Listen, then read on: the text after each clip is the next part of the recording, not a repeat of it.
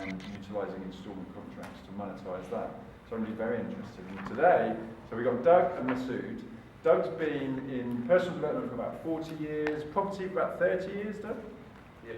But really for the last 3 years, him and his business partner Mesud have been concentrating on instalment contracts, and we're talking about £40,000 to £50,000 profit per deal. Sound good? Yeah. Shall I shut up? Yep. Round of applause for Doug and Mesud. Good evening, Basingstoke. Evening. Ready for an exciting evening? Yes. Well, we're going to show you in the next 40 to 50 minutes how you can be making between £40,000 and £50,000 per transaction using instalment contracts. And we're going to show you how to do that without the need of a mortgage. Without the need of a deposit. No. And without having a credit check. Without the need of even finding a tenant. How's that one? You don't always need a tenant. That's fantastic. That's even the best part of it. Without paying for voids or repairs or maintenance. And in fact, you can do all of this without any experience whatsoever. So let me tell you a little bit about myself. Back in the late 80s, I set up a mortgage broking practice. I became an IFA, similar to Scott. But the most important thing, during my time as a mortgage broker, I learned some very creative financing strategies. And I became known as the creative mortgage broker. And the very first buy-to-let property I purchased, I remember very well, the value was £60,000. I agreed to pay £40,000, so it was a below market value purchase. I went to the bank and borrowed £57,000, paid £40,000 and banked £17,000 and I have a 3-bedroom terraced house to let. Although, ka-ching, that's the way to go. So, over the years, I've built a multi-million-pound property portfolio, preferring to use other people's money, mainly the bank's money, but certainly not my own. And because I've not used my own money, it's enabled me to build a large portfolio rather than just half a dozen, perhaps in a lifetime. So I run a multi-million-pound property portfolio myself as a member of staff. This brings an income of well into 6 figures on an annual basis. In fact, it's not an income, it's a profit. Now, if you remember 2007, we had a bit of a banking crisis, and that prevented us from continuing to obtain mortgages. So slowed us down a little bit. So I decided I need to find a new strategy to enable me to continue to build my portfolio. Luckily, Mesud came along at that time, and we started to focus our attention on instalment contracts. This has enabled me to massively grow my portfolio, and in the last 3.5 years, we've completed on over 40 deals, and each deal has brought in profits of between £40,000 and £50,000. Over to you, Mesud. Good evening, ladies and gentlemen. Before I start, I would like to do something different today. I would like you all to stand up, please. I'd like to raise your hand, like that, and promise to yourself, I am going to make money from property. I am going to make money from property. I am going to make money from property. I am going to make money from property. Well, thank you. Now, let's show you how we can make money from property. And let me tell you a little bit how I made money from property. 2005, 29th of August, I'm not going to forget that date. That's the day I landed into UK, Heathrow Airport. Next day I started at university, Richmond American International University. I was quite a good student in my country, and I had very good grades, so I was accepted with a full scholarship in Richmond American University. But next day, I had to pay £800 towards maintenance fees. I don't know what fees they are, but I had to pay £800. Apart, I had full scholarship. So I had £825 in my wallet. I paid £800, now I've got £25 left. My English wasn't good, as much as it is good now, so I didn't have any friends, and I didn't know anyone. So I started looking for work same day. Luckily, I found a job in the evening. And I decided, all my life, my parents have been working for me to be successful, to get the best education, and now I have to make it work in this country and really have to give back whatever I've achieved. So I started working really hard. So during the day I was at university, evening working part-time in a restaurant. Soon I realised that the restaurant members were living in a house, but only 2 of them were living in a big, nice house in Twickenham. I approached the owner of the restaurant and asked, well, this is a nice 4-bedroom house with 2 lounges and a porch, and only 2 people are living in there. Is it okay if I start managing the property, collect the rents, pay the mortgage, pay the bills, and I make sure the property is full? He said, no problem, get on with it. If you make any profits, the profits are yours. I started managing the property. I multi-let the bedrooms upstairs, and the lounge rooms downstairs, I converted them into another bedrooms. So the porch was so big, so I was using it as a lounge room. Soon I realised, I'm making more money from renting this property, multi-letting this property, than I'm making working part-time in a restaurant. So, great, how can I buy more properties? So I started attending property events. I read a couple of books, I started attending property events, networking meetings, and I met the most creative mortgage broker in the universe. All respective. I said, well, probably this guy can teach me how to buy property with no money down, and probably can get me a mortgage. I approached him, Doug. I said, I can get about 20 grand from my parents and relatives. Can you get me a mortgage? He said, no. I said, why? Well, just the financial crisis happened. I said, really? Well, you're the most creative mortgage broker in the world. How come you can't? He said, sorry, but I can't. We have to find a different way. I said, Doug, let's look into this concept called installment contracts. Over the last 3 years, we bought over 40 properties, and my life has changed completely. I was quite a lot in debt when I started investing in property. Now, we live a quite successful lifestyle. So tonight, we're going to show you how we do that. So let's have a look at an overview of this evening, which is the first thing is we're going to show you what is an instalment contract. And then we're going to show you how we're making massive profits from each and every deal. We're going to show you some real life examples. And then we're going to show you how we're buying and controlling property using a single document. And then we're going to bring our offer to you. For those of you that would be interested in learning more about instalment contracts, there's an opportunity for you to do that. So at the end of our presentation, we'll bring you some information which will give you an example, give you a chance to do that. For those of you that are not interested, please just close your ears and have a sing to yourself. It'll take 5 minutes to explain it. Thank you. Doug, what is an installment contract? Well, Mesud, an instalment contract isn't an option. What is it then? A lot of people think they're options. An instalment contract actually is a standard conveyance. We use it as an exit strategy. We use it purely as an exit strategy, not to acquire property. We're going to show you how we do that. So what we're looking for, basically, is we're looking for buyers to move into our properties. Well, we're looking for buyers who can't get or can't obtain a mortgage, either because they don't qualify or because they haven't got a big enough deposit. So if we think about our marketplace, would you say that most of the country right now, most of the people in the UK can get a mortgage? Or most of the people in the UK can't get a mortgage or haven't got a big enough deposit?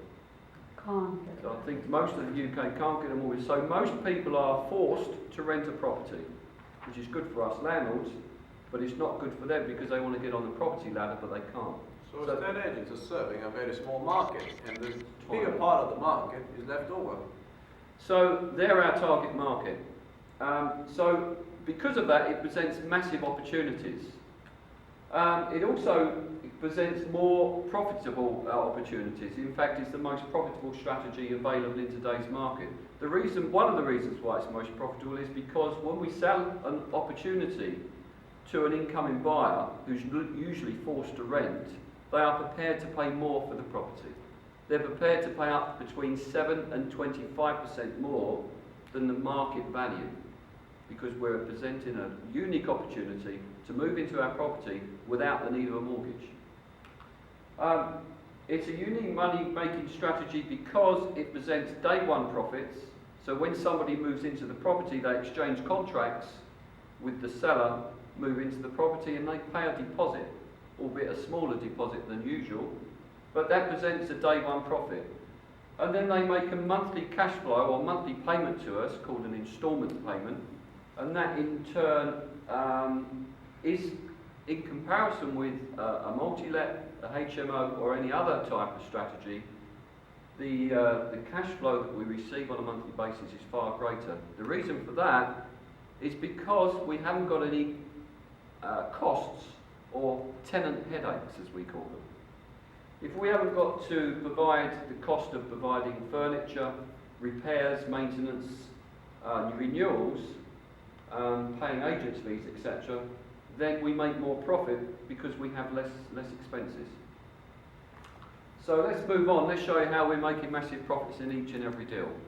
And we're going to show you some examples, and we're going to repeat these examples. I find the best way to learn is by repetition, repetition, repetition. So I'm not going to repeat the same examples because that would just be silly. So I'm going to repeat a few examples so that you, by the time you've heard the second or third, the penny might start to drop. So this is a babysit. What is a babysit? I was hoping you was going to answer. Well, let's explain. Look, this property belonged to a guy called Glenn. All he wanted to do was to move out of this one-bedroom flat, which he was trying to sell for 11 months, and all he was getting was silly offers, which wouldn't even allow him to clear his mortgage.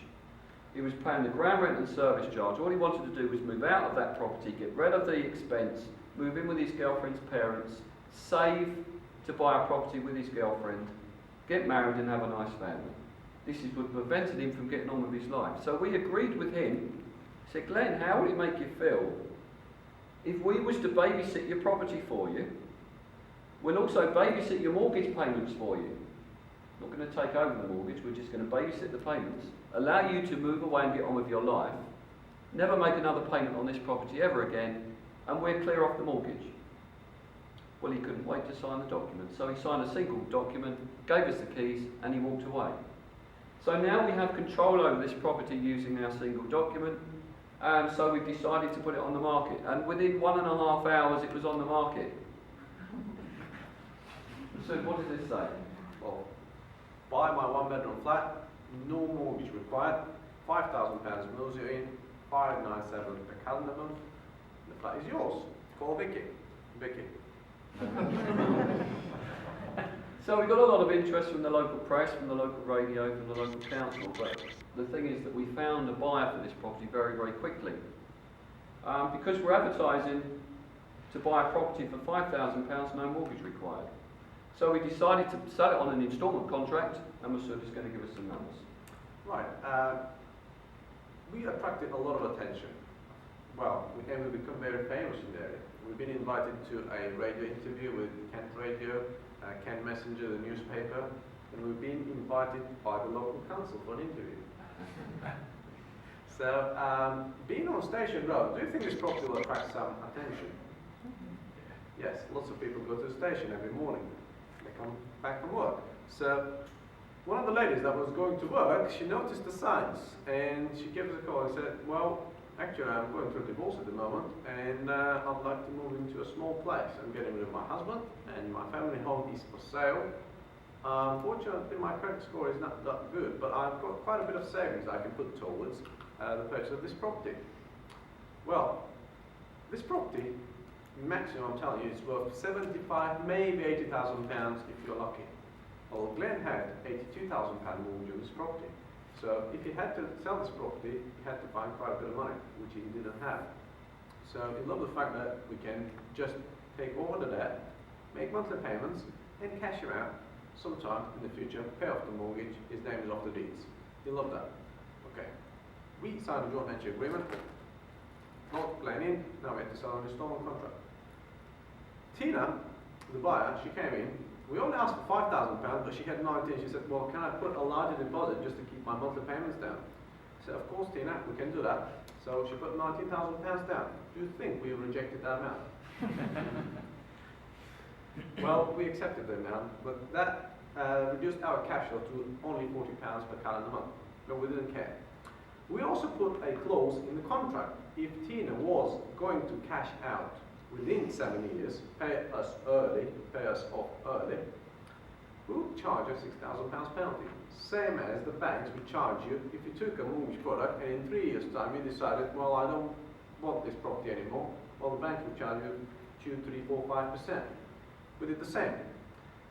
After 8 months, she said, well, we've sold the family house, I got rid of the husband, Now I've got plenty of cash, I'd like to pay it off. I said, Tina, do you remember we put a clause in the contract for £6,000? She said, no problem, I'll pay it off. So we in fact ended up with £96,000 for the property. So, how much did we make on this? £19,400. How many would like £19,000 for a one-bedroom flat? The important thing is how much did we pay for this? Nothing, zero. How many tenants did we move in? Zip, How much did we pay on maintenance and repairs and nothing. painting it up, new carpets? Well, I spent a little bit of money on the signs. That's not making Yeah, sense, is it? Okay, let's look at another babysit. What's the return on investment on this one? Well, it must be like, what is that return? Well, I don't know. You put nothing and made £19,000. Infinite. Yeah. Can you work that out? Let's look at another babysit. This property was owned by a gentleman called Bob, who was a taxi driver. He'd hurt his foot, so he couldn't work, and unfortunately had fallen into arrears with his lender, GE Money. We were speaking to him on Wednesday, and on Thursday next week he was going to be repossessed by GE Money for £1,800 arrears. He'd already started packing his boxes. He was going to move in with his sister. He was happy enough to do that. So we said, Bob, how would it make you feel if we could babysit your property for you and babysit your mortgage payments, and we'll pay off your arrears for you to stop the repossession, and would allow you some more time to pack your boxes and move into your sister's house? We just buy you some more time, and we'll save you the embarrassment of the bailiffs moving in and changing the locks. So again, he was happy to do that. We signed a single document, he gave us the keys, and now we've got control over the property. So we're now looking for a buyer on an instalment contract, and Mesud's going to give us the figures on that. This was a quite interesting one because that was about 3 years ago, quite a long time ago, and that was the time exactly when we acquired our Rightmove account. Basically, we convinced Rightmove that we can list under the deposit amount. So every estate agent in this country is listing a property under the full market value. If it's a £150,000 house, they put price 150 or in excess of 150. Well, we agreed with Rightmove that we can put it under the deposit amount. So £7,000 moves it in, no mortgage required. So when you go on Rightmove, ladies and gentlemen, when you search in your area, do you always click the lowest price first or the highest price first? Lowest. Oh, thank you. So when you click on the lowest price first, if my property in Medway Town, Chineham, is advertised under £7,000, do you think it's going to be on top of everybody else? Yeah. Do you think we're going to get slightly more clicks than anyone else? Yeah. Well, yes. We did a comparison. We advertised a property under full market value in London. In a week, we got 270 clicks. Then we advertised the same property under the deposit amount. We got 120,000 clicks. Is that a little bit of difference? That's it. It's like being top of Google. Yes. How powerful is that? We have some numbers. Right. So we agreed with Bob in the morning, and in the afternoon we already had a buyer for an interview in our office. Remember, we do not show the properties first. We always see the buyer in our office first qualify them, check their income, check their deposit, and then we do the viewing once they have been approved. So, this family came in, they showed us their bank statements, we looked at their situation. Well, they were self-employed care workers. Basically, they were looking after elderly people, and both earning quite a good amount of money, but self-employed. And they've been new in the country. They've been here for the last 4 or 5 years, and they didn't have sort of established situation yet. So, but they were renting a 2-bedroom flat in Dagenham, East London. So they had a couple of kids. So they wanted to move into a 3-bedroom house and have a larger space. So obviously they've been renting a small property, and they wanted to own a large family home. So they love the fact that they can move in with £7,000 deposit and monthly payments of $799, and they can own this property over a period of time. So we moved them in. Doug, how did you sell the property first of all? Well, I remember very well the day they went to do the viewing. After they left their office, we arranged to go and see Bob, who was at the house, who was going to do the viewings with us. So we popped up there, and there was the parents and 2 children. One was about this big, and the other one was about this big, 2 boys. Don't know how old that is, but this size. Anyway, I said to this younger boy, I said, you better run inside the house and choose your bedroom.